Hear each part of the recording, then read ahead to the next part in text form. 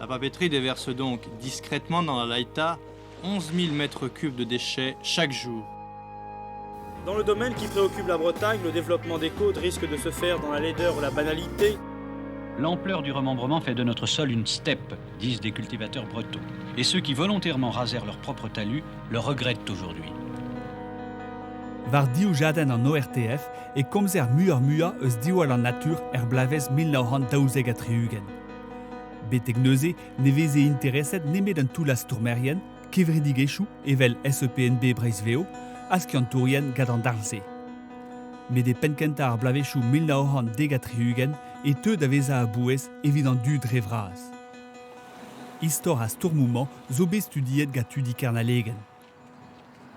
Bez o ben meur a zon dadek, hag a goulenne bep bloaz d'ar marese, da c'halaouet, petra oa ar c'hudennoù pennan evito, hag tamm a dalek penkentar blavioù dekatrugen, vez gwelet an enro o ton, hag e daouz dekatrugen, triz dekatrugen, ar guden pennan evito, e ini an enro, difen an enro.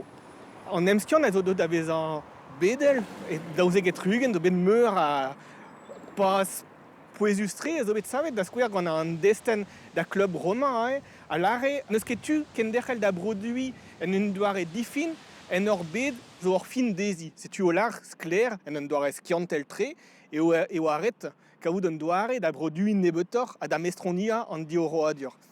Monsieur Poujade a fait un bilan de l'action de son ministère. Et France e oa bekrouet ur ministrerez da ziwal an natur hag an endro e 1923 evit ar vechkenta. E Breizh e rang a politikarien en em zonjalier war a responchou da zigas. E Breizh un darvout symbolek tre, poezus tre, hag a zo d'ar pem varnugen a vij meurs daouz dekatrugen, e l'er ma vez aouzet brejou an endro e Breizh, ken aouzet gant tout kuzulioù meur departamentchou Breizh, pe ar pevar dans le betaoz Breizh administrativel, gant René Pleven hag an outrou Marcelin e pen an traoù, evit esken divar ben kudennoù an endro. Toute cette côte, les côtes françaises et bientôt peut-être les dernières côtes d'Europe, ne respireront plus. Estregad an ORTF a film kudennoù an endro. Divenerian an naturo unan a zaou filmou evelemment savet gaskol bagéal an inizi glen. Alors, tout sera perdu de manière irréversible. An desten a vez votet de fin ar brejou meurse a lars kler e oret derc'hel unrederen eus aochou Breizh gouez ep savadurioù war c'hore. Se tu se oa ur princip a oa bet savet difennet gant SEPNB, Breizveo dibaoe dek pem zegloa dija, a gaze ar politikourien ben ar fin a lak e ose ur princip forant, ur princip evitoun dut. Siwas ne ket bedouj e kalz a skridman. Ur c'hammet kenta eo bet a vat war zu reolennoù strissor.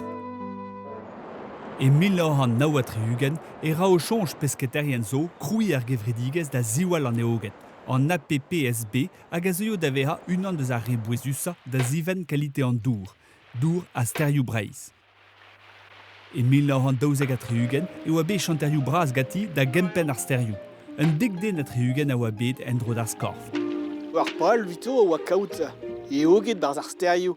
Me komprenet o deus buen a war ne oa ket trawar planta view barz ar sterioù evit kaout e oget war l'er. Pur ar sterioù ben ar fin a oa distrugen mad gant ar saotradur, met ive gant ar gwez a oa kouet e barz gant ar pur pa de bloavechou, ar gwechal e vezet nete d'ar sterioù gant ar beizantet, hag dibaoe ar bloavioù an terkan oa bet paouezet tamm den ober.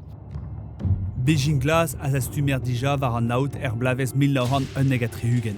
Men e vez ket manifester hoaz a enep.